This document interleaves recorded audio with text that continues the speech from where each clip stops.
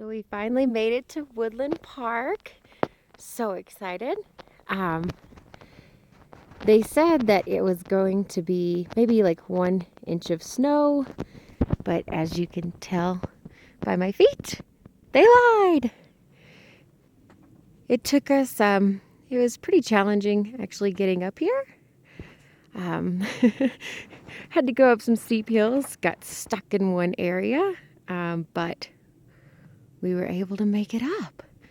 So this is going to be our view for the next week.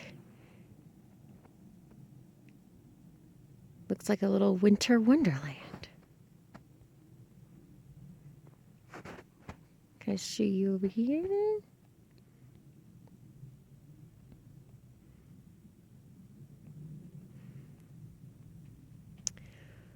Okay, so we'll update you guys when we start to depart or when we start going on hikes.